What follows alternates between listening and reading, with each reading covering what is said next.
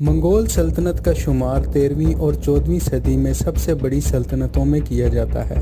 یہ سب سے بڑے علاقے پر محیط تھی اور اسے صرف برطانوی سلطنت نے پیچھا چھڑایا۔ دوستوں، منگول لوگوں کا آغاز وسطی ایشیا کے منگولیا کے مرتفع سے ہوا تھا اور ان کی نسل کو اکثر شیوین لوگ سے جوڑا جاتا ہے، جنہوں نے ایک عظیم قبائلی اتحاد قائم کیا تھا۔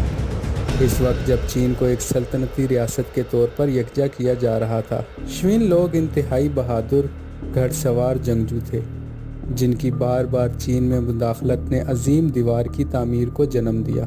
وسطی دور میں یہ خانہ بدوش قبائل 5 اہم اتحادوں پر مشتمل تھے، جنہیں خان لیگ کہا جاتا تھا، جو دراصل حریف قبیلوں کے سوا کچھ نہیں تھے۔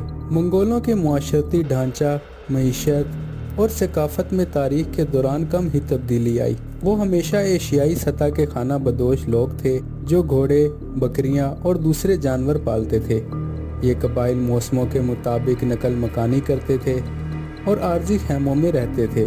منگول سلطنت کی بنیاد 1206 میں ایک نوجوان شخص تیموجن نے رکھی تھی، جو ایشیائی سطح میں علاقے کے لیے لڑ رہا تھا۔ کیونکہ اس کی فتوحات نے اسے پہلی بار منگول اور ترکی قبائل کو ایک ساتھ اکٹھا کرنے کا موقع دیا، اسی لیے اس کو چنگیز خان کا لقب دیا گیا، جس کا مطلب ہے عالمی حکمران۔ اس نے اپنے لوگوں کے قوانین کو اصلاح کیا اور ایک فوجی فیوڈل طرز حکومت کی بنیاد رکھی، جس میں تجارت اور مذہبی آزادی کو شامل کیا گیا۔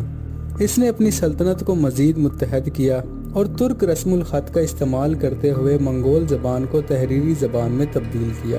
منگول قبائل نے ایک بہت مؤثر فوج کی تشکیل کی، جس میں تیز رفتار گھڑ سوار شامل تھے، اور اس کی کئی وجوہات تھیں، بشمول ان کی فطرت، کیونکہ وہ بچپن سے گھوڑے پر سوار ہونے اور تیر چلانے کی تربیت حاصل کرتے تھے، اور انہوں نے جدید فوجی ٹیکنیکوں اور حکمت عملیوں کو اپنایا جو اکثر فتح شدہ اقوام سے لی جاتی تھی، جیسے بارود، تیر کی بارشیں اور مسلسل حملے۔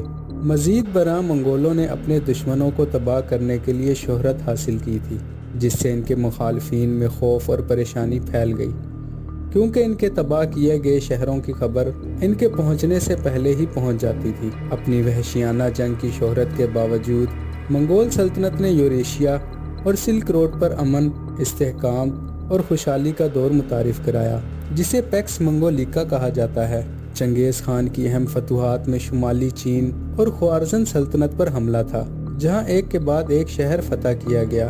آنے والی چند دہائیوں میں منگولوں نے مشرقی وسطی، شام، ترکی، قزاق کے علاقے پر حملہ کیا اور بغداد جیسے مسلم عباسی دارالحکومت کو لوٹ لیا، اور 13ویں صدی کے آخر تک فلسطین تک پہنچ گئے۔ چنگیز خان کی موت کے بعد اس نے اپنی سلطنت اپنے وارث اوگیڈ کو سونپی، جس نے سلطنت میں داخلی اختلافات پیدا ہوئے، کیونکہ دوسروں نے یہ متنازع کیا کہ شاہی خاندان کو اس کے دوسرے بیٹوں جیسے تولی، چاگاتائی یا جوچی میں سے کسی ایک کو حکمرانی دینی چاہیے۔ یہ تقسیم اس بات پر مزید متنازع ہوئی کہ آیا منگول سلطنت کو خانہ بدوش اور سطحی طرز زندگی کی جانب قائم رہنا چاہیے، یا اسے شہروں کی طرف منتقل ہو کر ایک شہری اور بین الاقوامی سلطنت بننا چاہیے۔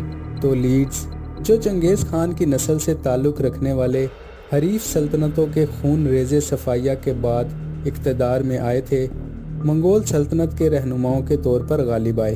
اس کے بعد تو لیڈز اور قبائلی خان کے بھائی کے درمیان جنگ کی وجہ سے سلطنت کا خاتمہ کر دیا گیا، جس کے نتیجے میں 4 خاندان کی تشکیل ہوئی۔ عظیم خان کے طور پر قبلائی خان نے چین کو یکجا کرنے کی کوشش کی۔ 1271 میں اس نے اپنا دارالحکومت موجودہ بیجنگ میں قائم کیا اور یونان سلطنت کی بنیاد رکھی، جو چینی انداز میں ایک روایتی حکومت تھی جو اپنی چینی رعایا کو جیتنے کی کوشش کرتی رہی۔ 1279 میں چین کی سونگ سلطنت کی کئی سالوں کی مزاحمت کے بعد قبائلی چین پر حکمرانی کرنے والا پہلا غیر ملکی بن گیا۔ اس کے بعد اس نے جاپان میں 2 ناکام حملے کیے اور جنوب مشرقی وسطی میں کئی بار حملے کیے۔ قبلائی خان کی موت کے بعد ایک بار پھر منگول سلطنت بڑھ چکی تھی اور اثر و رسوخ کھو بیٹھی تھی۔ آخر کار وہ خانہ بدوش معاشروں میں تبدیل ہو گئے اور کئی لوگوں نے روایتی شمسی ازم سے بت مت یا اسلام قبول کر لیا۔ 1368 میں چین کی منگول سلطنت نے یونان دارالحکومت پر قبضہ کیا، جس سے یونان سلطنت کا چین میں خاتمہ ہو گیا۔ اس کے بعد چغتائی خان کی حکومت آئی، جو کہ صرف کچھ عرصے تک برقرار رہ سکی۔ اگرچہ منگولوں کی فتوحات نے وسیع علاقوں میں تباہی مچائی، لیکن انہوں نے عظیم وراثت چھوڑی، جیسے کہ سلک تجارت کے نیٹ ورک کی اصلاح اور استحکام، اور مشرق اور مغرب کے درمیان پہلی اہم تعلقات کی تخلیق، جس کے نتیجے میں ایک جدید دور کا آغاز ہوا جس میں مختلف اقوام کے درمیان اتحاد ہوا تھا۔ مزید ویڈیوز کے لیے چینل کو سبسکرائب کریں۔